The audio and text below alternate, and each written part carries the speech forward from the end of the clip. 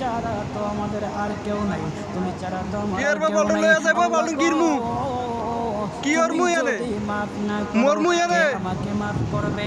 কার তুমি কাছে যদি মাফ না করো কে আমাকে মাফ করবে?